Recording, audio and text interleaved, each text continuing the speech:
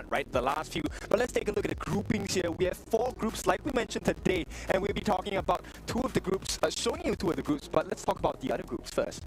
You know what? I can see in their Group C, Twisted Minds, Nova Esports, Kagendra, Blackstreet Esports. That one over there, top level, man. Yeah, top level. Probably the group of death if you're looking at all of them. Don't get me wrong, all of the teams are very good. I think that the groups are very evenly matched, which is the craziest thing. But to your point, Isaac, I think Group C is definitely tops. Yeah, I mean, they're all champions, past champions, current champions, and potential champions. Like, that probably is the toughest group. But let's take a look at D. What do you guys think of Group D? Whew. Group D, man, like OG Esports, Nonshin Red Force, Act Esports Club, and Alpha Gaming. Big names, man. Big names with some underdogs as well. For sure, for sure. And I love the fact that OG Esports, you know, the KM West winner versus Nongshim Red Force, the KME winner on that one. It could be a grudge match of East versus West. That will be an interesting one. Not only that, it's also for that community grassroots. ACT used to come from the Open Series. They came all the way here to KWC, but that's not the only thing we're going to be talking about. We're going to be talking about the prize pool as well for today.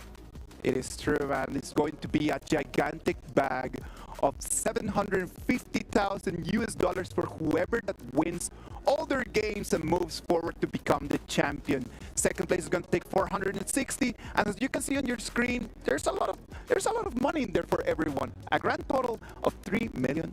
Yeah, that's the craziest part. And the fact that you're 15th through 18th and you're still going home with 60,000 USD, that speaks volumes about this prize pool, about the support and this community that is growing in Honor of Kings. It's absolutely amazing. Yeah, we welcome everyone in this game, right? This support has been immense. I mean, even for us, this is, I mean, what, 1 year in the HOK? It's been a fabulous time, and it's going to grow even more in time to come.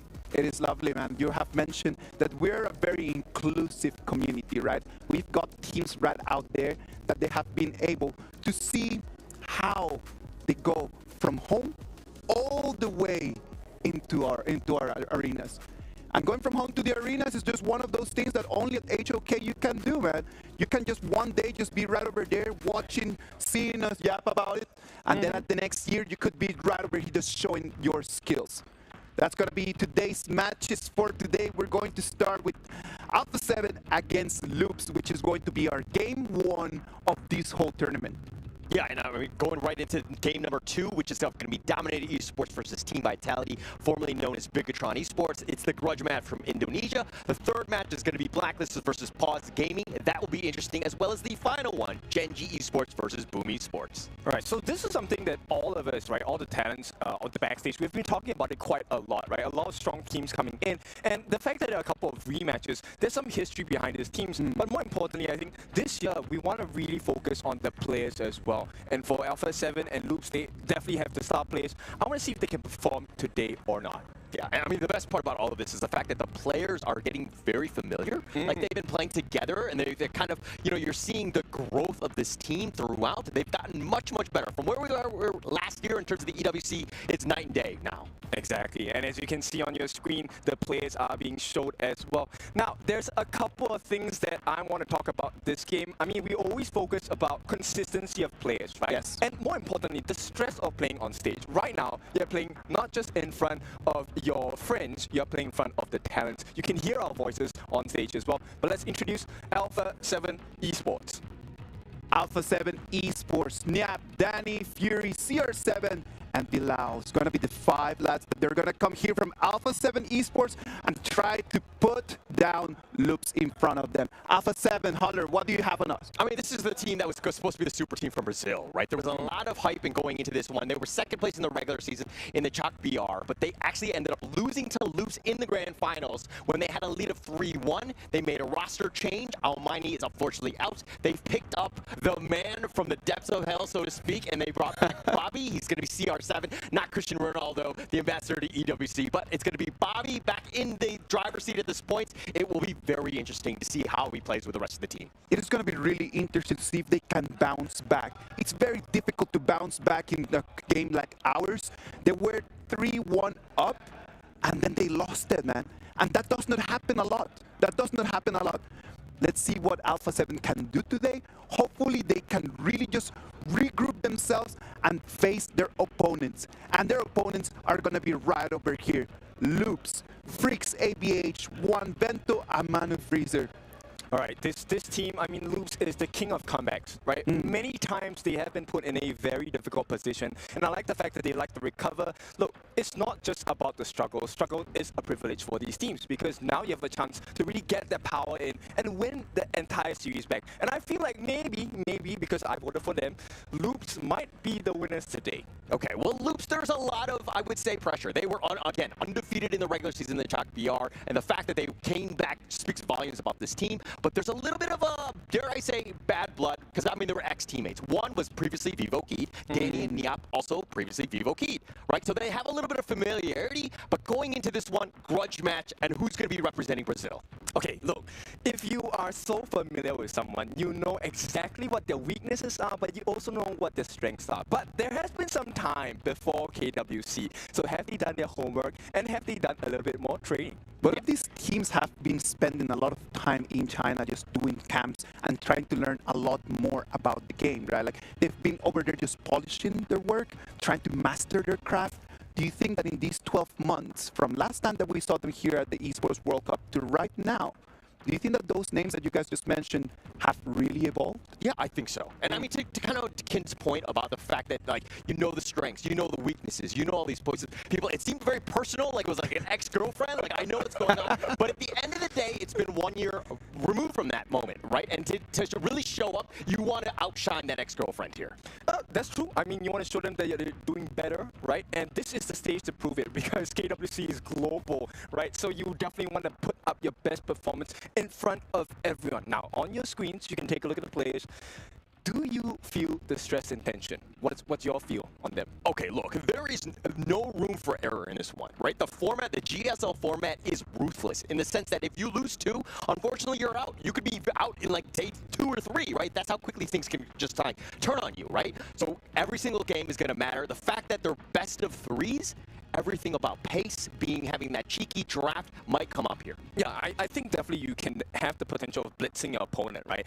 Best, like, just give them two great games and you kick them out to that lower part of the table. Now, but for Alpha 7, my main concern is, look, is there enough synergy? All right. We can see over there, like, already the players. The nerves are there, right? Like, let's be realistic. It's impossible not to feel the nerves. It's got to be there. Right? Like the people can go back right over here and say like, oh, it never happens, but you can always feel it. You get used to it, but they're always right over there. And the nerves need to go away as the BP comes in and they start making the first decisions that they're gonna carve the path of their history.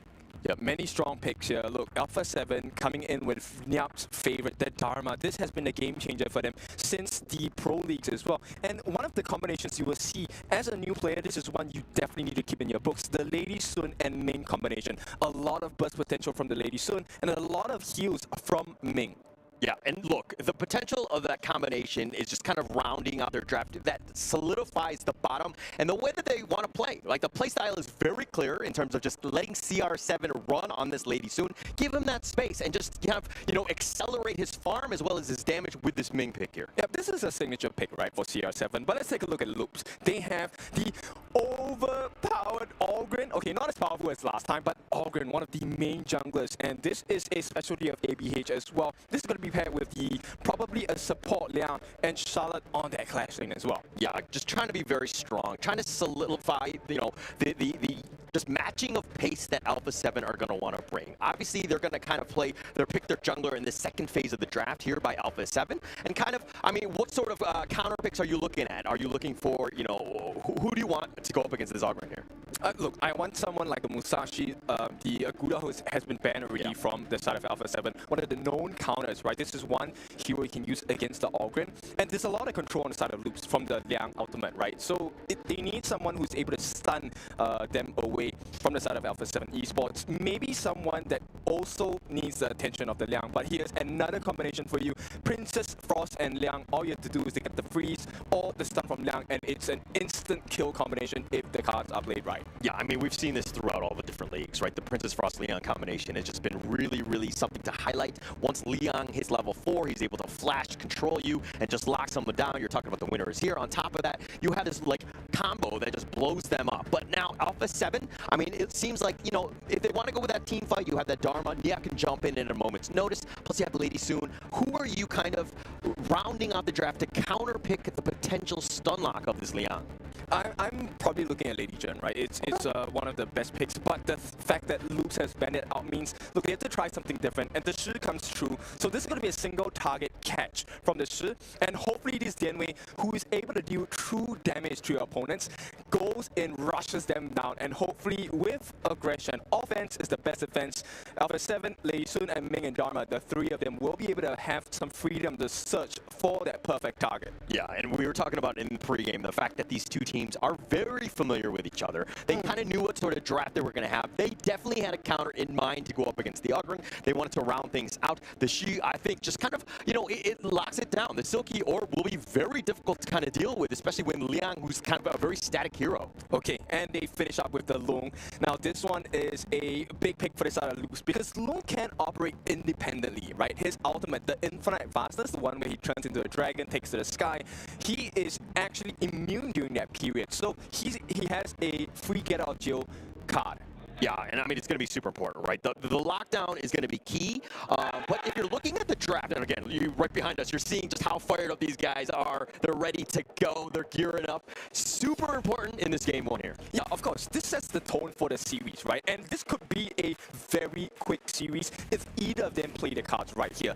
All you have to do is to get 2 wins. It doesn't have to be in a row, but you definitely want a 2-0 scoreline. And build your confidence as we kickstart KWC 2025. Yeah, now we know that the heroes that have been picked, everything going into this one. Who are you giving the edge to, though, Kin? I actually prefer the Loops lineup because in order for them to hit kind of that first power spike, you just need to hit level 4 on the Princess Frost and the Liang, which is much earlier than that Lady Sun and Ming combination. Okay. I think that you're still just going with the Loops pick because of the fact that you did predict them at the end of the day. Your bias is showing, my friend. I don't think so. I mean, we can do this round after round, you know, in loops. But at this point, can they bring the A game on the side of Alpha 7? Yeah. No, I mean, it really comes back to Danny and this Dianwei. Is he able to kind of keep on pace with the ABH Ogryn? I think that is going to be the key matchup in this one. Who's going to get that farm and that space? Yeah, at the same time, right, I'm curious to see, look, Danny has been a pretty passive jungler for, you know, the duration he has played this game. And I think we've seen shades of him being more aggressive this time. So will there be a Alpha 7 lineup rush? Alpha 7 and Loops, ladies and gentlemen, this is game 1 of our KWC. Alpha 7 is going to be on the left side, and Loops is going to be on the right side. Holler, Kim Tofu, take it from here. Thank you so much, Isaac. As we get underway, this is the first game in, of course, the KWC. And going into this, look, nothing really kind of thrown off at this point. They have so much familiarity with one another. This laning phase is going to be, dare I say, a chess match to kind of start things off. Okay, but ABH has a slight EXP lead, and this could be a difference maker because ABH could hit level 5 first. Yeah, and okay, look, between Danny and ABH, who needs to really show up and to kind of accelerate the farm? Who wants that advantage earlier? I think Danny needs it because based on the team composition, right, there is a saving grace from the side of One and Vento as well as Manophizer, right, because they actually are able to put down a little bit of control and give him a little bit more space on the side of ABH. But on the side of Danny, if he's far behind, he's supposed to be the frontliner. He's supposed to go in and engage. Yeah. I mean, it's going to take him time for him to hit that critical mass, so to speak. But one thing to kind of take note of, Fury was in the bottom lane, kind of, you know, dealing with the lane because they were trying to prioritize CR7 as much as possible, especially early, right? He is your lifeblood. You recruited this man from the grave, and you got to give him space to really carry you. Yeah, you definitely need to funnel all of that farm to him, right? And right now, I want to just take a look at Niap and Freaks in that clash lane because Niap has been a cornerstone on the side of Alpha 7. Yeah, right? yeah. But for now, Freaks is winning that lane, and he's making faster rotations. Yeah.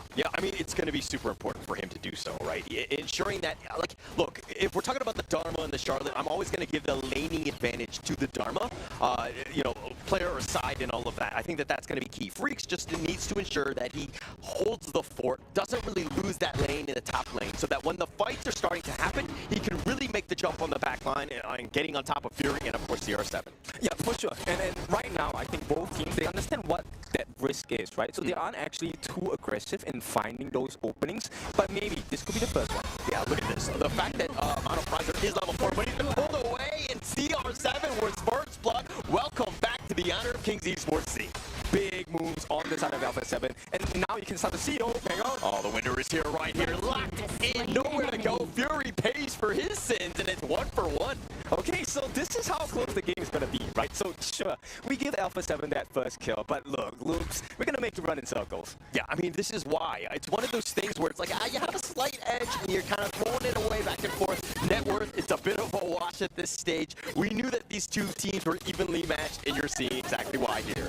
Okay, so Freaks, he's going to get this space right once again. He evens it out, but there is a slight advantage because Freaks does have an EXP advantage against Niao. Yeah, and look at this. The fact that ABH, a slight level advantage over Danny, kind of accelerating a bit. I mean, look at the fact that Loops are kind of fortifying the area around the Tyrant. It looks like they want to start it here. Okay, so this is super important. Yeah, it looks like the ABH is going to take that one out, smites it away. They had it for good measure.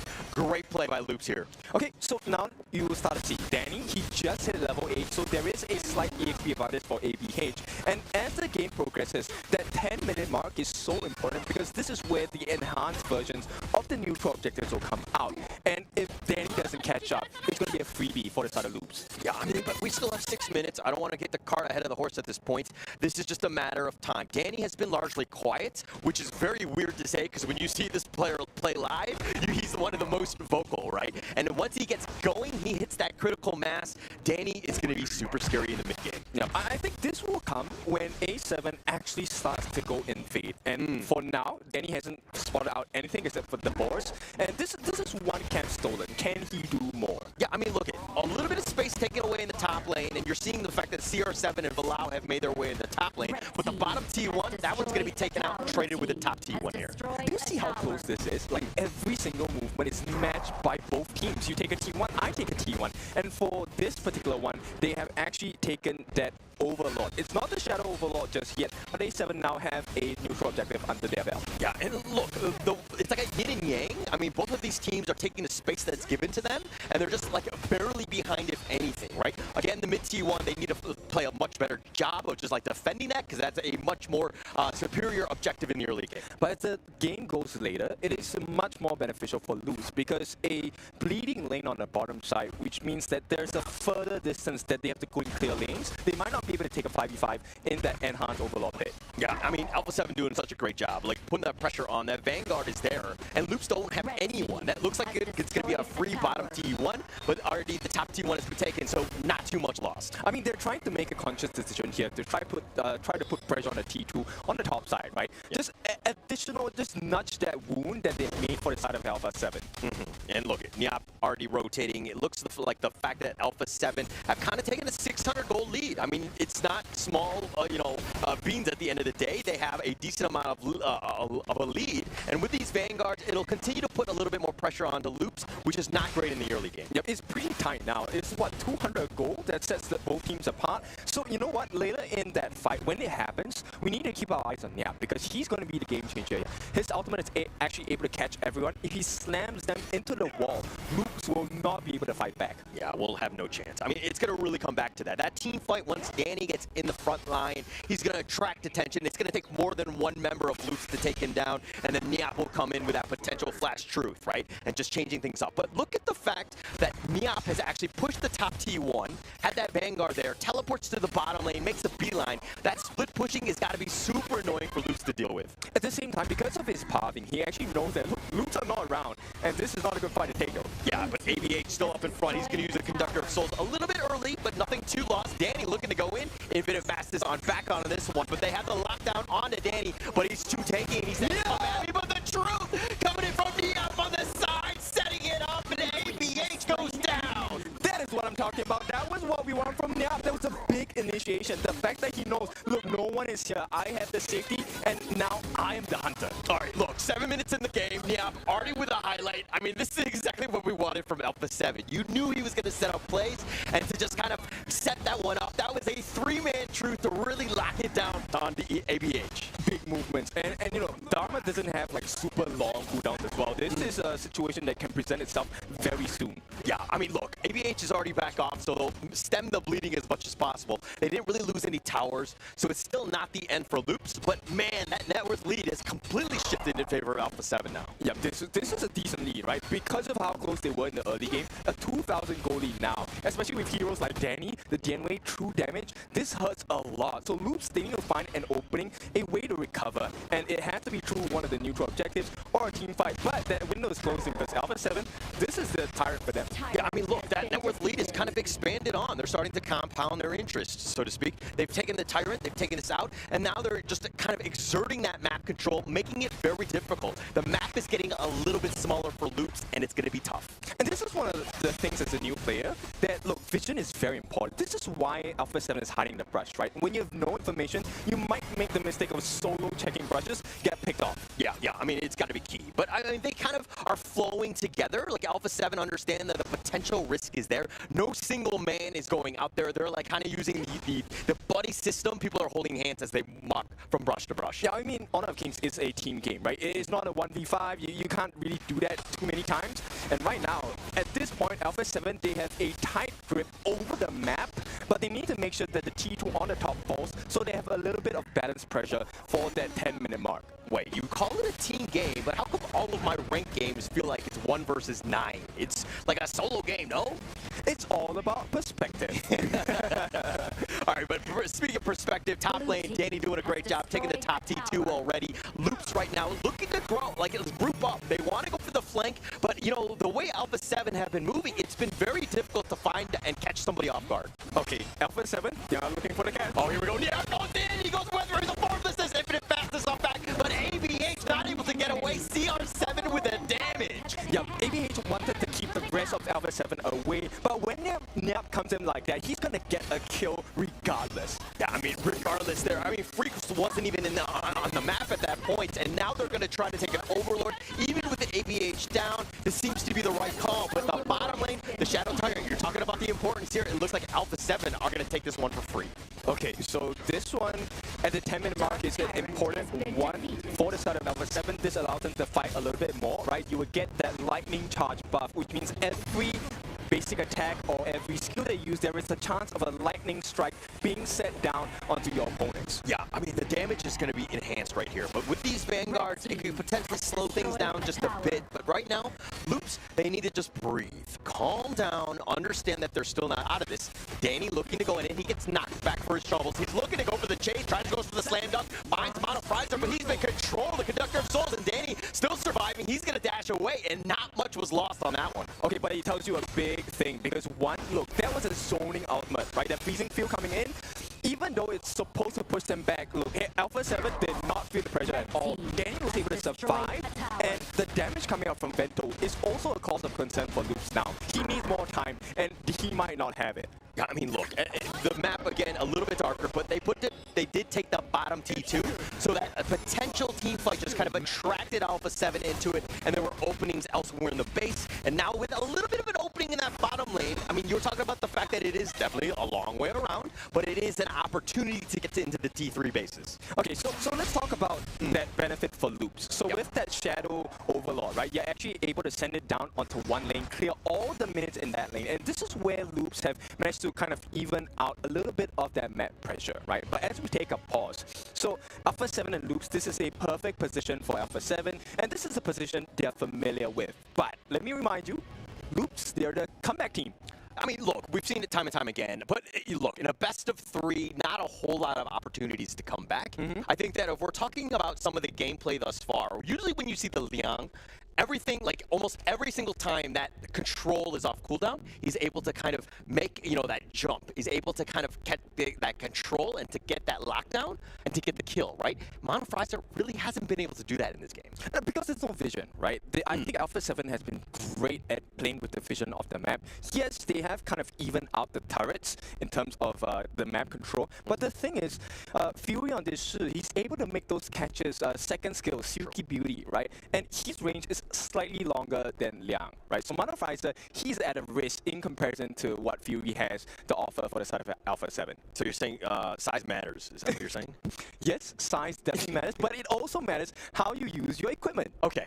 It's the motion of the ocean and just kind of getting that orb out there when you need it. Got it. I understand it. Okay, but we're going into this one. I think that Alpha 7 Esports definitely have a bit of an advantage. I mean, they've been doing well. They put themselves in prime position with this 2K net worth lead.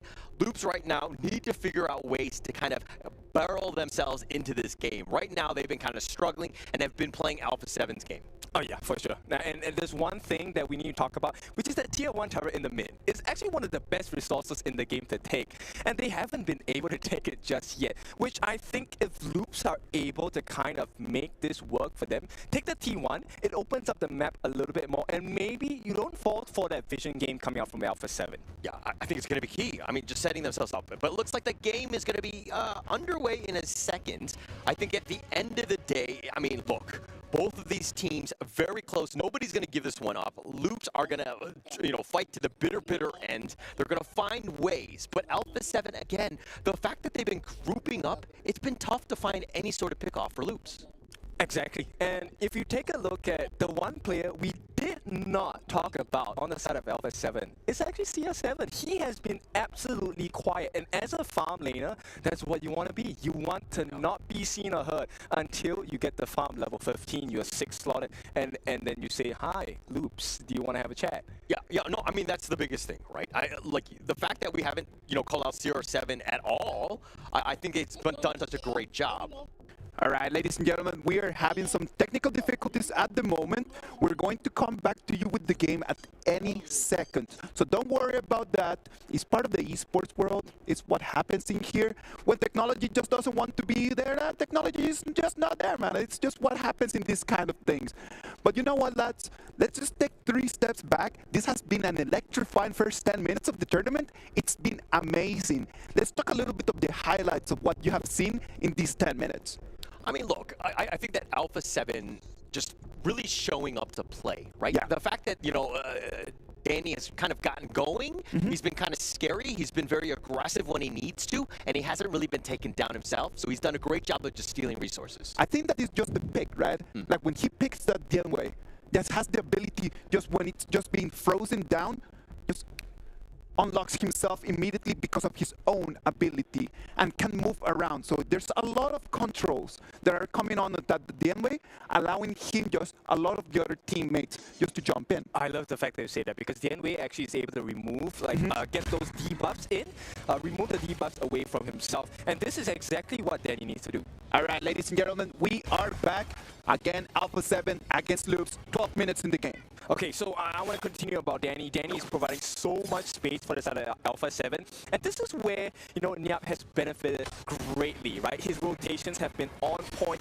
Those ultimates, the big truth mantra where he catches majority of the members on the side of Loops, they have been big game changers. Yeah, I mean, look, I think there were, I don't remember how many kills there were on at that moment, but Nyap really set it up. I mean, they got that first blood onto ABH. Any single time you can kill him, especially in the early game, you're just slowing him down. You're going to have a great time if you're able to constantly focus in on ABH. Yeah, but they're peeling the layers on the side of Loops, right? Another T2 taken down. And so right now, Alpha 7 has a lot of pressure across the map for the side of Loops. Yeah, and look at this. Loops has to congregate in the mid lane, just trying to hold the fort, right? Just hold the line, stay alive, give themselves a chance. Alpha 7 understanding that, hey, we dictate the pace of this game. We're going to put the pressure on. We will control the map how we want. And I want to point out something, like both teams, they don't exactly have the best wave clear abilities. So if you can't control the waves, Loop is going to suffer at that T3 defense. Look at you with your reality checks. I don't care about that. They have enough wave clear. I think that these guys are going to be fine at the end of the day. I mean, you have ABH Death Precipice, you have the Frigid Prison. I mean, you have ways to kind of work around it. Plus, you have Vento, who's going to be kind of really accelerating and doing that damage. Oh, look at the range of CR7. They can't even touch him. And this is going to be a huge problem, right? When CR7 uses the rolling blade, that's a first skill, right? She's able to move kill on CR7. Yeah, but Ultimate Gel looks like it's going to be expended early. Danny just taking things from afar. Vento understanding that, hey, I know where my arm's reach is onto Danny, staying alive. He has that infinite vastness if he wants to go. But here's the pull in. They find ABH. They shut him down. The control is right onto Danny. He dashes back to safety. Niato continuing isolated. He dashes over the wall, and now it's going to be the great escape. Does Freaks get alive? He get away? It looks like he does, but Danny goes down. It's a consolation prize nonetheless, right? There is still a lot of advantage for the side of Alpha 7, but someone needs to fix that wave on the bot side. You don't want to get free damage. Yeah, don't want to give free damage, but with no junglers, they have the controller. They find Fury. One gets the kill, and now they have an advantage, and Loops off of that pause. They've been bouncing back. Loops fans, they are starting to believe, because this is what we have seen, right? This is history in repeat. Yeah, okay, Loops fans, but are you believing, Kin? Oh, of course, this has to be, look, the gold gap has been cut down. It's 1,000 now, but Nyam does secure that Shadow Overlord for the side of Alpha 7. There is a little bit more map control, and Loops, as long as they manage to clear the heroes, not just the minions, but the heroes on the side of Alpha 7, I think they're in a good position. Yeah, Overlord for Tyrant gonna be traded here. Here's the replay. Break it down, DJ Kin.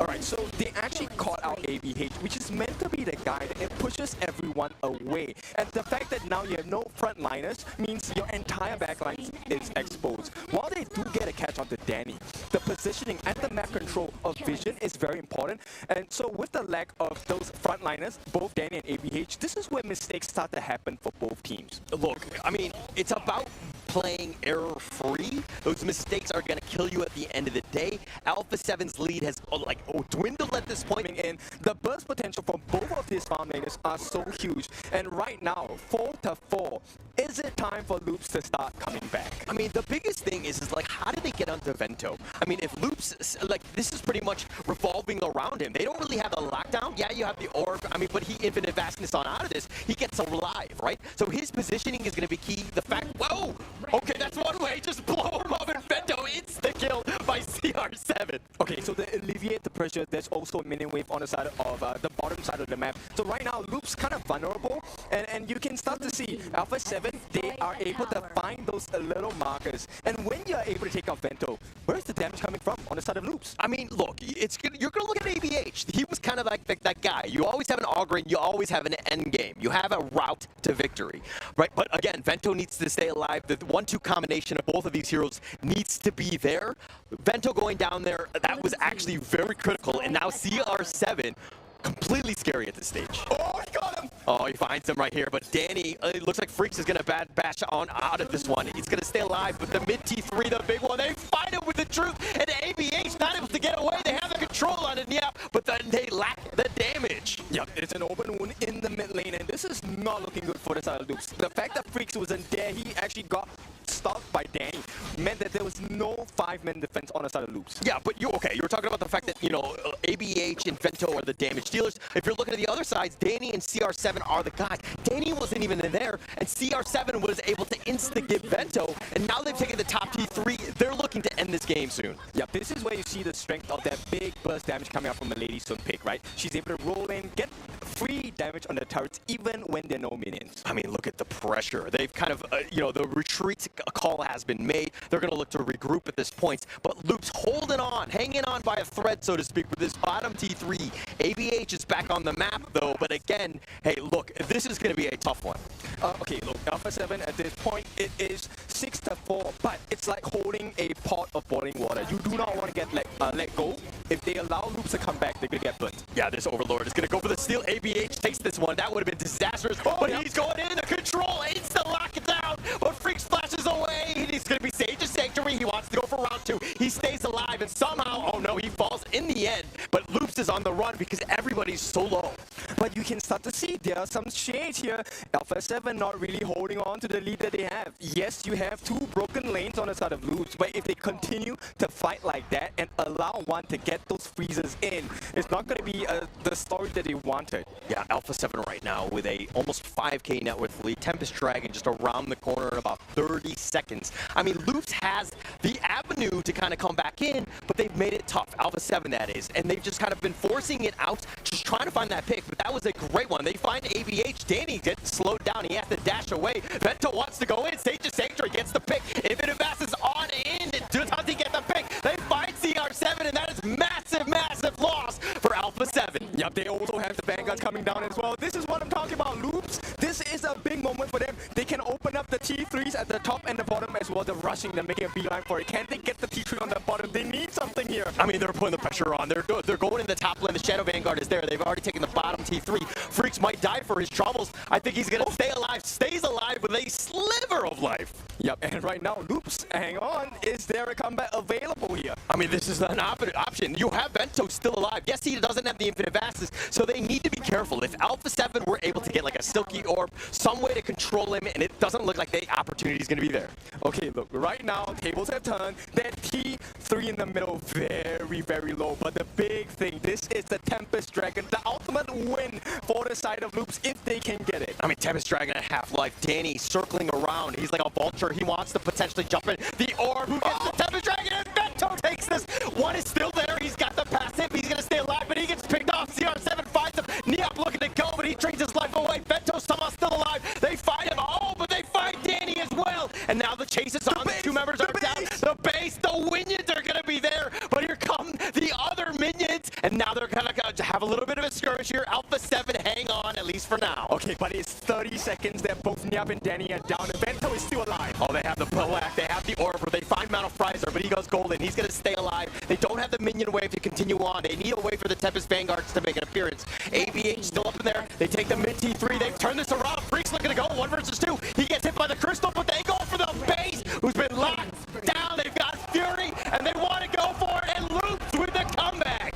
What did I tell you? This is the comeback team, and Mano Frizer, he saved the life of Loops. This Liang was on point. Let me just give you an inkling of what happened. That was a guaranteed, soft guarantee steal on the side of Danny, but he got stopped right at the mouth of the pit for the Tempest Dragon. That's why they lost it. And Vento, come on. This boy, the Dragon Boy, he takes to the skies. You're going to be left on the floor. What a game one to start off the KWC. Just the fact that the comeback potential and the never say die attitude that you see from Loops, being able to bounce back like that, not every team can do that. Oh, exactly. And this is why it's so exciting because, look, while this is a rematch, this is a new history potentially because it could be a clean win for the side of Loops.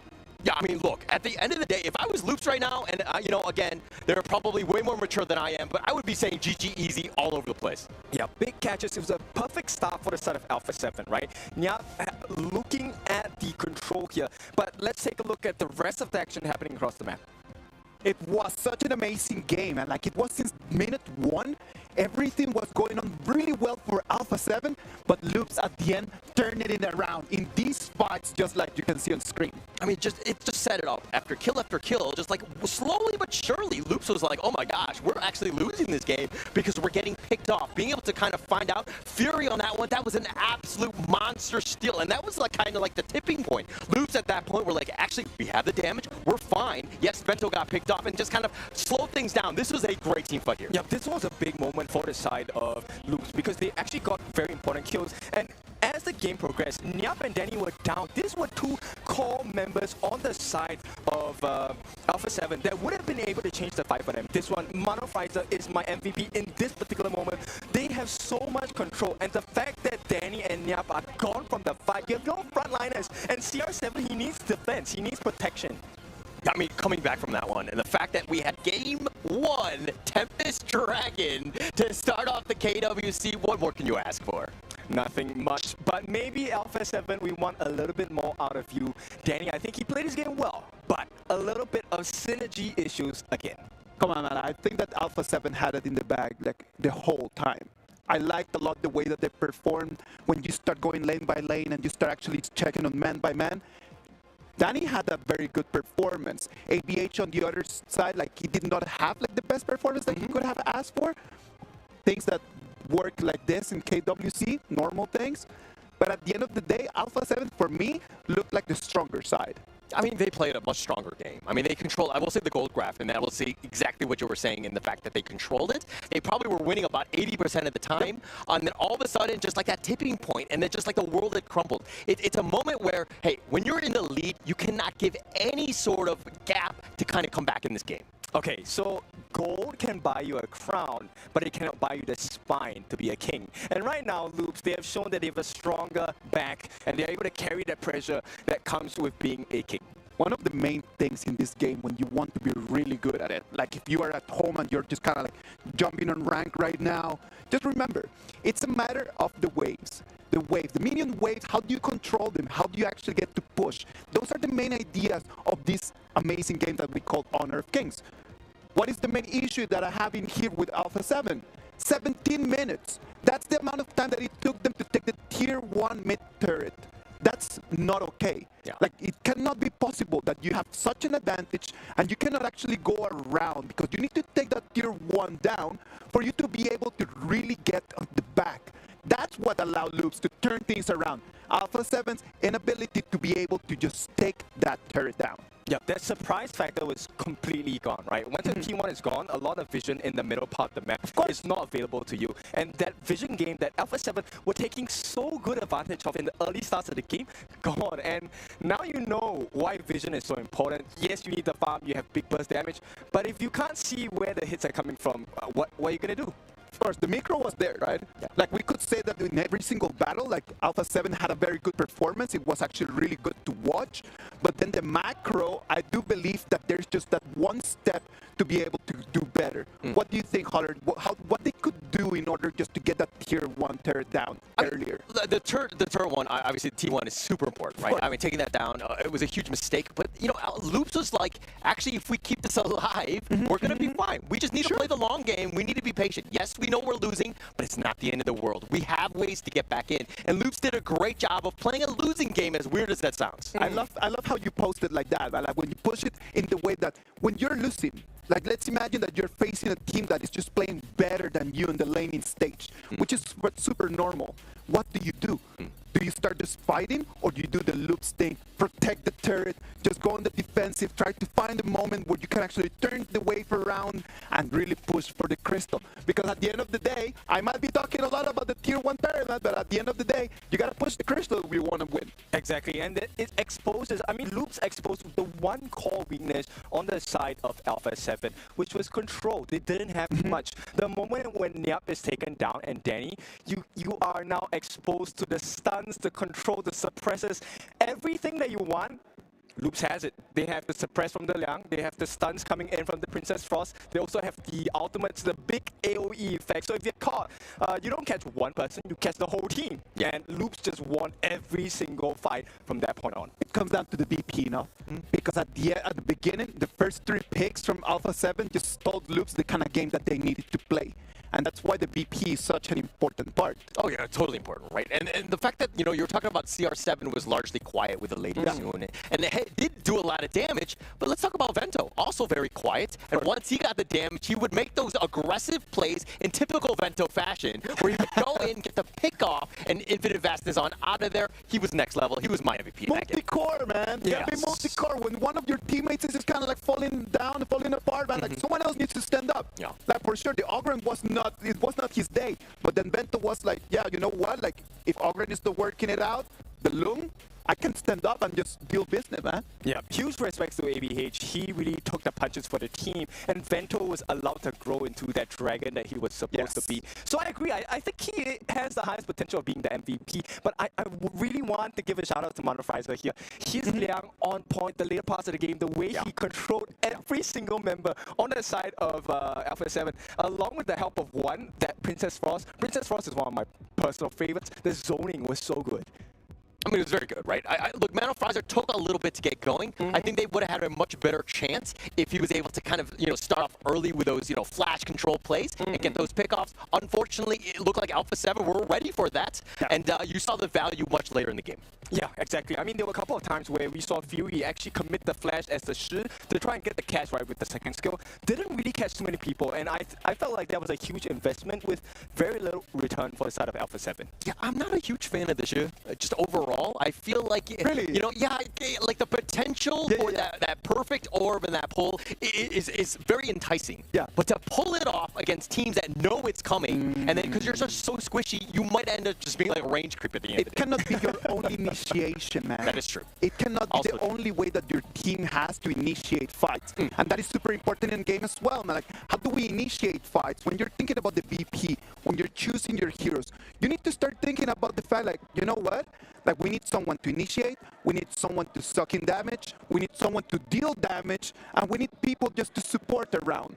You need to be thinking about that. And the Alpha 7 team, they did have initiation only with the ship, or just trying to do with Niap. The way that Niap just flashed in and used his ulti, that was amazing. But that ulti and that flash, man, they come down and cool down, and there's a whole long time to wait. Okay, so that was a beautiful game one, but here's another beautiful thing about Honor of Kings. Now, they have picked all of these heroes in game number one. We have something called the global ban pick, which means if you use a particular hero in the series, you will not be able to use it again. So, game number two, limited options for both teams. What will happen from here? I mean, it's still very early. There's so many heroes that are available, the combinations. But I think the biggest part, and to Isaac's point, about the ban pick, right? Yeah. If we're looking at the Alpha 7 side, it really seemed like they didn't have the catch, you know what I mean, to kind of lock somebody down like a loon, you know, who's just able to fly away at a moment's notice, you know, to lock down AVH as well. So there were definitely some gaps, and Loops kind of played around with it. Yes, they were losing, but they understood what they needed to do and just stay alive. Okay, so it opens up the doors to game number two. We might see the RD being taken into the gorge itself to have those floral dancers dance around the map as well and put in massive amounts of damage. We also have not seen the Zhang Fei, one of your favorites. Yeah, one of my favorites. But again, it was kind of not so great in Chuck BR. I think it had like a 35% win rate. It was like top 5 pick. I mean, it's a great hero overall. I love it myself, but it seems like teams have really solved it, and it's just like really not a meta hero. But again, the potential could be there because it just adds so much team fight. We're going to move into game two, lads. We can see that Loops, the boys are right over there. The Alpha 7 lads are over there in front of them.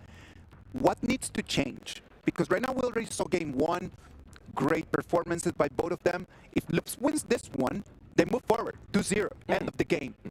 Alpha 7, their backs are against the wall. What do they need to do in order to turn things around?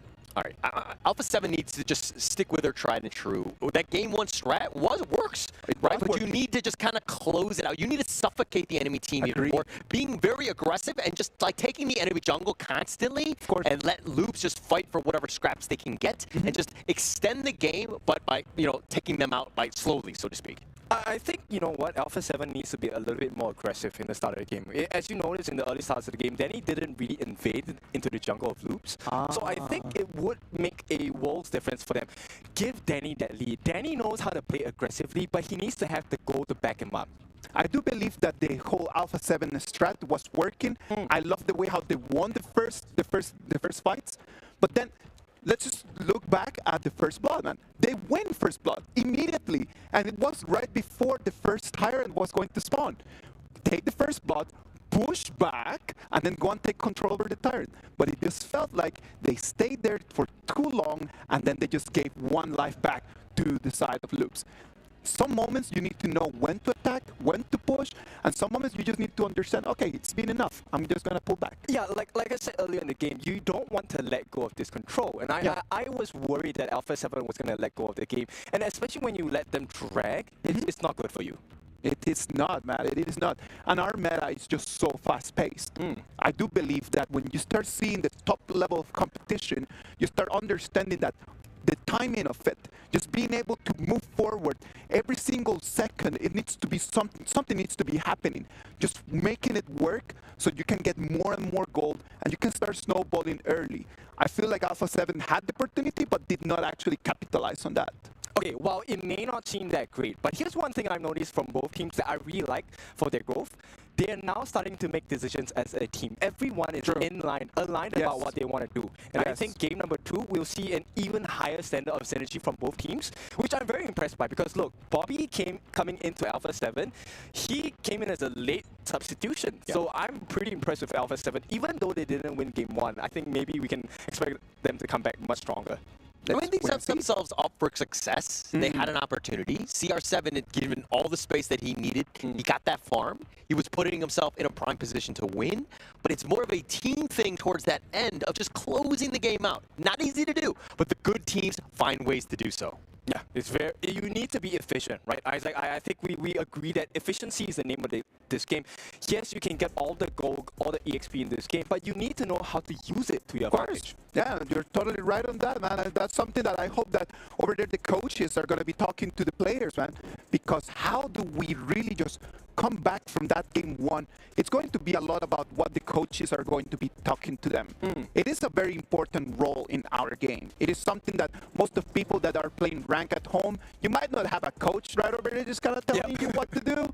But when you come here to the professional stages, there's that one person, that one lad over there that is carrying the notebook around. Man, like, he is in charge of telling everyone what is going on. Yeah, I mean, that's the biggest thing right now. I mean, Alpha 7's coach right now needs to ensure that their team is just calm, right? Kind of forget that game, because that is a mentally taxing game that could have ramifications not only in this game, but in the future, right? Losing that game like the way that they did when they had an opportunity to win that one, that's got to be heartbreaking. Exactly. I think morale might be impacted for sure. If I were to lose the game like that, I definitely would have my confidence crushed. I wouldn't be unconfident. I would still think that I'm going to win the next game. But let's see, right? This is our thoughts. You know, when you sit on that hot seat in the stage, I think there's a lot of unspoken pressure that you will feel. Positive thinking, man. It's got to be. Loops is going to be taking the blue side, as Alpha 7 is going to be taking the red.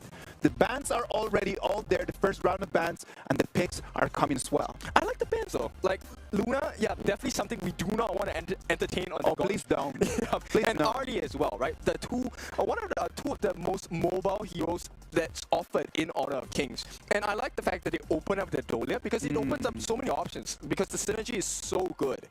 Yeah, a lot of opportunities in this one, right? I mean, you're going to see exactly how they want to play this Loops, that is. I mean, I think it just really sets themselves up. But Alpha 7 needs to understand, hey, the Elaine, the potential, I mean, the Arlie's been banned out by Loops themselves. You have ways to kind of deal with this, but Loops have kind of got that strategy in mind. They seem very heavy-handed going into these best of threes, understanding and being very well prepared here. Okay, look, so let's talk a bit about why this Dolia pick is so good. Dolia pick, her ultimate allows you to refresh any skill on any team member. Yes, and with the synergy that's offered by Dune, Dune is a very tanky hero that's able to fight toe-to-toe against the Ogren pick offered by Alpha 7. And look, Clash lane, let's jump straight into it.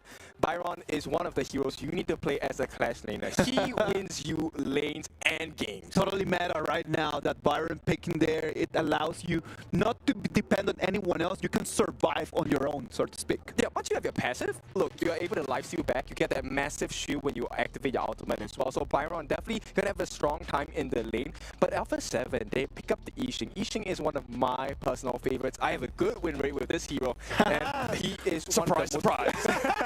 He has good control in the game, which is why I love him so much. Yeah. Oh, come on, man. We gotta go into rank after this, and then we need to see Kinto who's easing to see if it actually lives to that. I actually can verify his Yixing is actually pretty good. Oh, let's go. Wow. Some of the other heroes, I would definitely not have that same opinion of, but definitely his Yixing is top tier. Kin, carry me, mate. Carry me. I'm gonna try, but I'm very surprised because this is one of the few times that Holler has complimented me on broadcast. So this is an unfamiliar territory I'm in. Yeah, I hope you record it, and I hope you show it constantly, clip it, and just kind of play it back, because it's never happening again. Okay, so let's talk about the bans. There's a reason why both Nuwa and Gun and Mo are the final two bans. These are very big burst artillery mages in the mid lane that's able to kill off the Yixing and Ogren really quickly. So Alpha 7, they know what cards to play. They're providing so much space and a little bit more safety for Fury and as well as Danny in that jungle and mid. Yeah, and also those two heroes, Nuwa, the Gun and Mo, just keeping people at arm's reach, which is kind of like not where you want to be with the Ogren. You want to be kind of dictating that pace and just being forced back. If you get damaged by those couple blades, you might have a bad time. So a very smart ban by Alpha 7 here. Okay, so let's take a look at the bans of the side of Loops. Loops is a team that will probably fight together very closely, which is why the Guan Yu is kind of banned out. Guan Yu is very adept at gathering your opponents into one singular spot, of which is beneficial for Fury. As a Yixing, when you lay down your board, you want to make it as small as possible so your cooldown reduction is really short. But you know what, Loops is not going to allow that to happen, and they ban out the DRNG as well. But Fatih, the new hero incoming into Honor of Kings, he is one of the heroes that I absolutely hate to play against. He is so strong. Oh, but why is that, man? Explain to us. Why Fatih is one of those heroes that you do not like that much, Ken? Come on. Okay, so Fatih offers you two very big markers. Number one, he actually is pretty mobile with his first skill. He has 3 stacks of the first skill. The final stack of the first skill allows you to get the stun in as well. And when he activates his ultimate, he has insane life steal. So he is a pseudo tank in that matter when there is no control. Come on, and that pseudo tank is going to be extremely important because right now Alpha 7, from the composition that I can see right now, that is what they're missing right now, man. Not everyone looks very tanky in this comp, and I'm a little bit worried that they might be too squishy. Yeah, I mean, look, if we're looking at this one, there's a lot of sustain from Alpha 7. They have a lot of healing. The Venomous Snaps, things like that are going to be super key for Loops to kind of itemize around, ensuring that they're able to kind of like slow it down because, you know, long sustaining fights are not in the favor of Loops here. Oh yeah, for sure. I mean, as an organ, you love it when the team fight goes extra long because both hang on, life steal, with my chicken steal. And at this point, I think control is definitely going to be the big weakness of Alpha 7, similar to game number 1, which is why Loops have picked up the Chano and the Lady Jun as well. Chano able to deal a lot of damage from afar, able to push you back with his first skill as well. But Lady Jun, this mid lane 1, big play by 1, I think is going to be the game changer once again. Wow. I hope it's going to be, man, because right now, in terms of reach, on the laning stages of the game, Chano against Garo over there at the farm lane, who's got to have like a little bit of an advantage in that patch? Once again, I believe it's a very skill-based matchup. But look, if the Garo gets caught out by the Wolves, the soul of the Wolves, it's a tough time. She does not do well in the early game. So Garo just needs to try to kind of like hold the line, trying to clear wave, and then just go back to turret. Is that what you're saying? Yep. Look, the Didian needs to heal her up as much as possible. She needs to keep her alive. If Garo dies in the early game, she's going to be out for a long time. Yeah, I could have a potential issue right here. I mean, the sustain from Alpha 7 seems pretty good, right? But like, I'm not a huge fan of Garo just overall. Obviously, you have a little bit of range and you have ways to kind of deal with it. But again, we'll have to see. Okay, the Gorge is ready. Loop is 1-0 up right now. Alpha 7 needs to come up with something. And let's go into game 2. Okay, so one thing I think that was a big marker of success for the side of Loops is the fact that they're able to drag it late game. But Alpha 7, late game, CR7, he's going to be a monster. Yeah, the Sorg signal. Vento has to try to dodge the take liberties. He flashes away. Oh, but he somehow stays alive. But he's probably going to have to leave the lane. If any, no, he's going to stick around. He's going to play a little bit dangerously here. Yeah, Vento almost became a bento of food for the side of Alpha 7. But in the Clash lane, it's a pretty good sign for the side of Loops, though. Yeah, I mean, look, Loops need to do a better job in the laning phase. I think that they kind of struggled a bit against Alpha 7 in game 1. Loops kind of, you know, had to play the comeback game. That's not where you want to be game in and game out. So this is one where they need to do a much better job. Okay, I hope you guys noticed this, but what is actually helping out into the jungle? As a mid laner, this is one of the things you can do to speed up that jungling process for your jungler. And ABH now hits level 4, Danny as well. This is something you can make use even in your ranked games. Yeah, this is going to be huge for them. I mean, look, Danny is going to get win slash here. They get the knockoff. He's going to use the Conductor of Souls in return to Freaks, who has to actually flash away, but here come the reinforcements. Danny a little on the low side. He still up in front. The Unruly Blade keeping him alive. ABH will limp away. Loops is so lucky here that Fury is not level 4. If he had level 4 on the side of Fury, the Yixing, once he's able to lay down the board, it was instant kill. But hang on. Oh, they find Danny. He's solo. Man, if he got picked off on that one, that would have been disaster. Slowing down Danny on this Ogren here. Yeah, you can start to see both sides, they have decent control, but for some reason, look, the range of this Garo CR7 is just outplaying Vento 1v1. Yeah, it's going to be key, right? I mean, I just like try to limit Vento's farm as much as possible. Take away that farm. Let CR7 go, man. I mean, we saw the potential of him last time. He was definitely starting to hit that critical mass of items, but he just wasn't able to kind of just pick people off from afar because of the fact that like Loops was just like running away. Okay, so CR7, his marker of success is when he's able to get the Daybreaker, and that will be the turning point for them.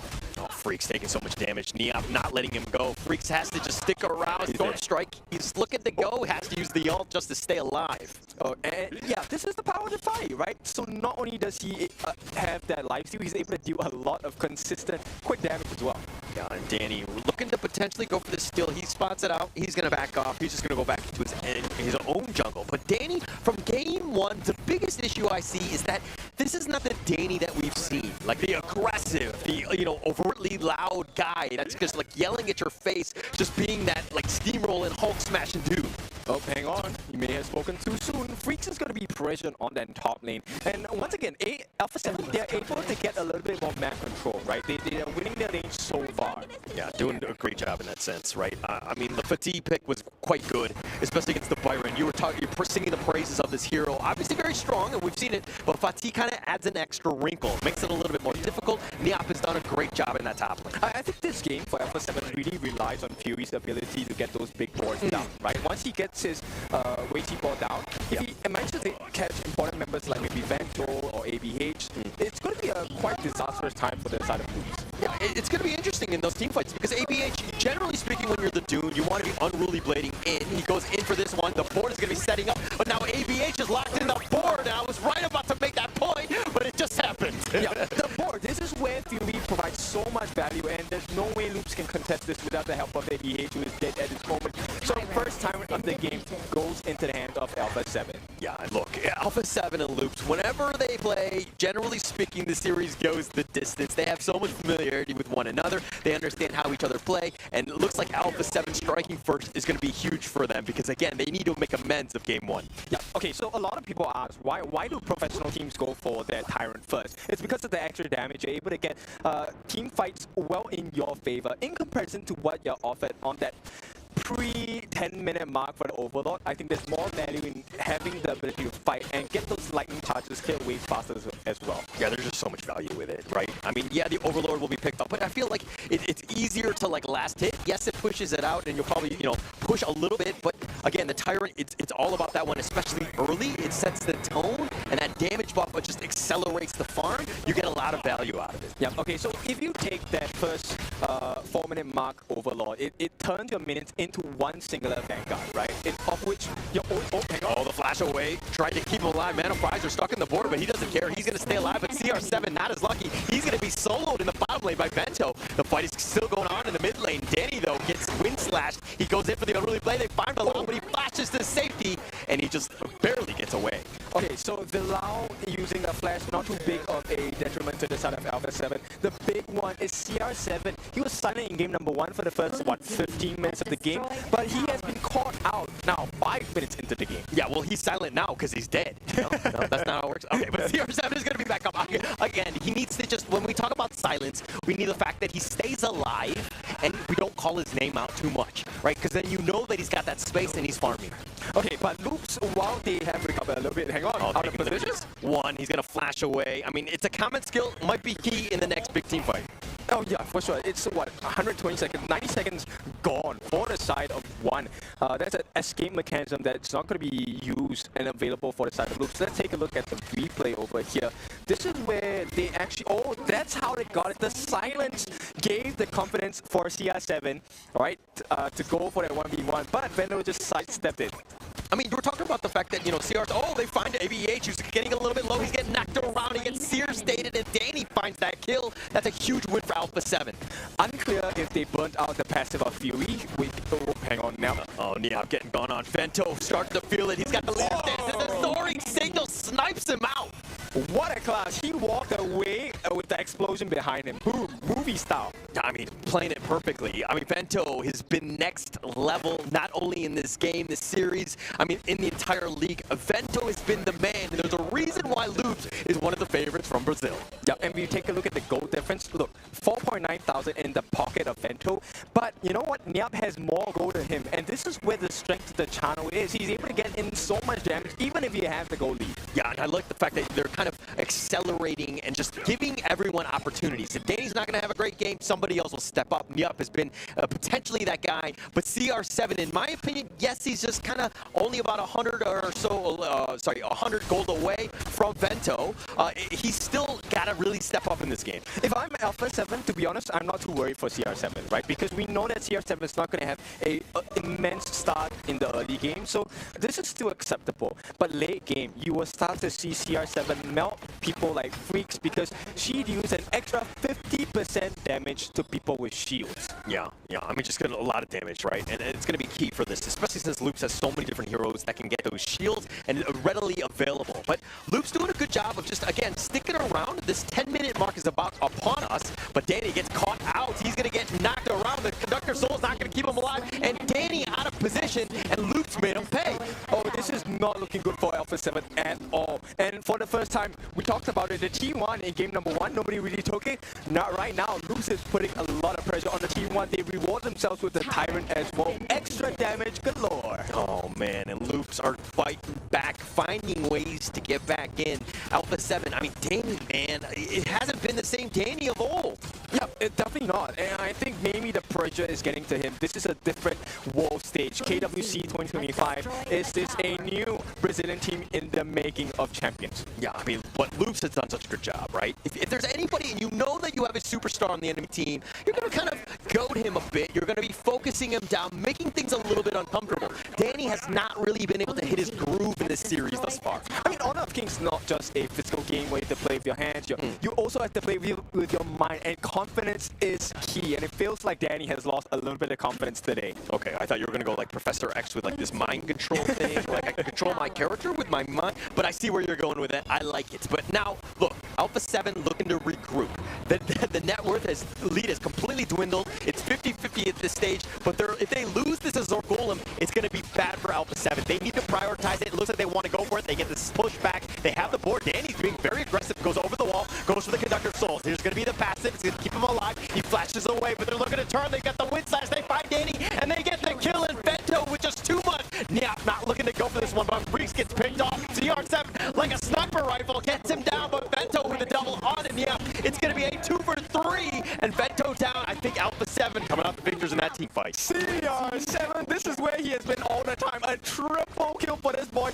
And look, we talked about that matchup, the VP, why it's so important. Garo destroys heroes like Byron, like the Doom, because they have shields. And the fact that he got his hands on Vento as well, a big win.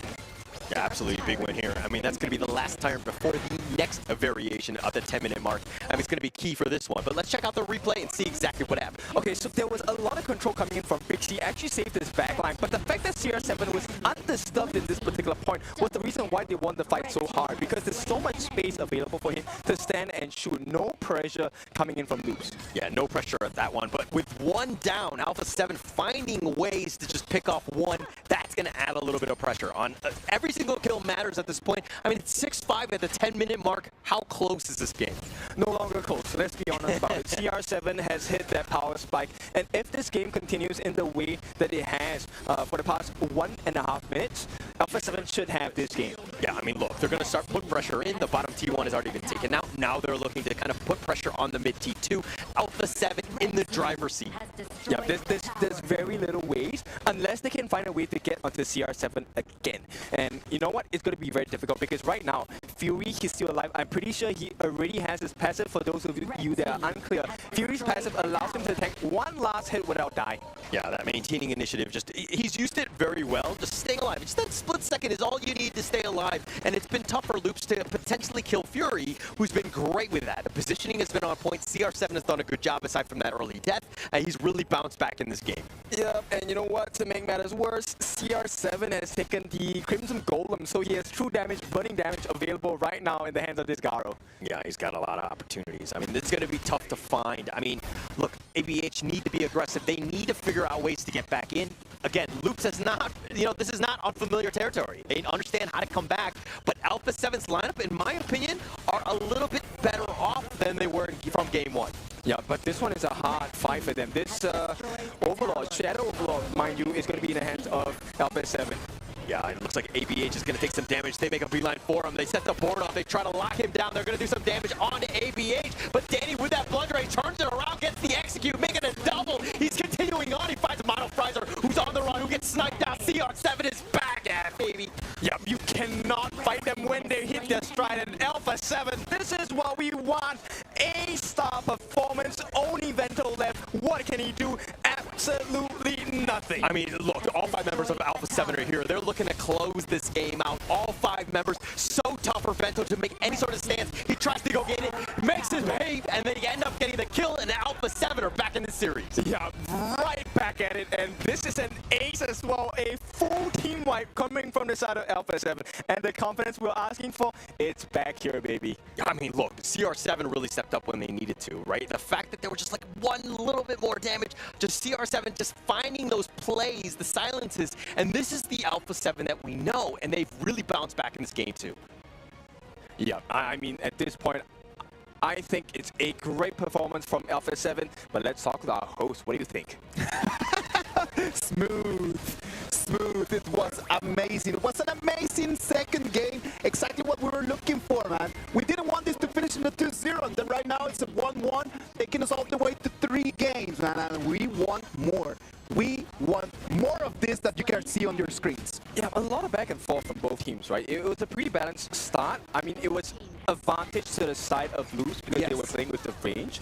But the fact that they could not silence Fury, the balls that were coming in from Fury was so dominant. They were so dominant. I mean, look, Loops, their lineup is to just jump on top of you. That board just kind of mitigates all of that. And the fact that they were able to turn this around, and again, when Loops is on the run, they really don't have a chance. Evento just trying to stay alive, but CR7, that range advantage from downtown to sniping them out, so good. Okay, so that skill coming out from CR7, that one long red line, is actually a silence arrow coming out from CR7. So not only are you dealing with being silenced, you can't use your skills, you also have the lockdown from Fury and Valau who are able to get onto you, lock you in place. And this is where Nyap shines, right? As a Fadi, he has mobility. He is quite mobile, but he needs a little bit of time. And once he gets his hands on you, look at the amount of slashes that he comes in with. How do you deal with that? Yeah, it was really tough. I mean, look, this lineup, Fatih and Nyap really stepping up. You saw the Ogrant, Danny, just like really next level. This is that 1-2 combination that they've had, and they've just been so aggressive. What a great game by Alpha 7. It was amazing, great, man. It was really good because we got to see the Alpha 7 turning things around, really learning from their mistakes and being a little bit more decisive.